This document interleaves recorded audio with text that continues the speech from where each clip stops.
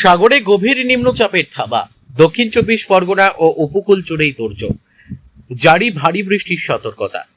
সাগরে শক্তি বাড়িয়ে আরো ঘনীভূত হয়েছে নিম্নচাপ, যা বর্তমানে গভীর নিম্নচাপের রূপ নিয়ে আজ ভোর থেকে স্থলভাগের দিকে এগোতে শুরু করেছে। এর অভিমুখ মূলত গাঙ্গেয় পশ্চিমবঙ্গ এবং উত্তর ওড়িশা উপকূল।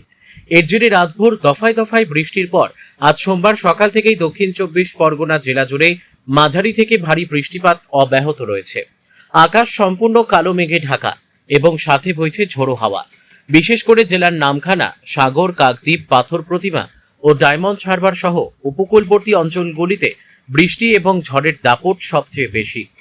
সমুদ্র অত্যন্ত উত্তাল থাকায় মৎস্যজীবীদের আজ সোমবার সমুদ্রে যাওয়ার ওপর নিষেধাজ্ঞা জারি করা হয়েছে। ফলস্বরূপ গভীর সমুদ্র থেকে শয়ে শয়ে মৎস্যজীবী ট্রলার ফিরে এসে নামখানা ও ফেজারগঞ্জ সহ বিভিন্ন বন্দরে আশ্রয় নিয়েছে। অন্যদিকে গত কয়েকদিনের টানা বৃষ্টিপাতে জলমগ্ন জেলার বিঘের পর বিঘে চাষের জমি। মৎস্যজীবী এবং পর্যটকদের সতর্ক করতে গঙ্গাসাগর জুড়ে চলছে প্রশাসনের মাইকিং। মৎস্যজীবীদের সমুদ্রে যেতে নিষেধ করার পাশাপাশি পর্যটকদের গঙ্গাসাগরের সমুদ্র স্নানের ওপর নিষেধাজ্ঞা জারি করা হয়েছে।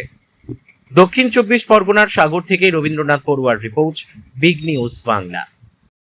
জানাচ্ছি, আবহাওয়া দপ্তরের পূর্বাভাস অনুযায়ী এটা গভীর নিম্নচাপ বঙ্গোপসাগরে তৈরি হয়েছে। আমরা সাগর ব্লক প্রশাসনের দ্বারাই প্রচার করছি, মানুষকে সচেতন করাচ্ছি, যারা নিচু জায়গায় বসবাসকারী তাদেরকে সুরক্ষিত জায়গা যাতে নিয়ে যাওয়া যায় এবং ফ্লাড সেন্টার বা সাইক্লোন সেন্টার বা স্কুলে তারা থাকে তার জন্য সুব্যবস্থা করা হয়েছে।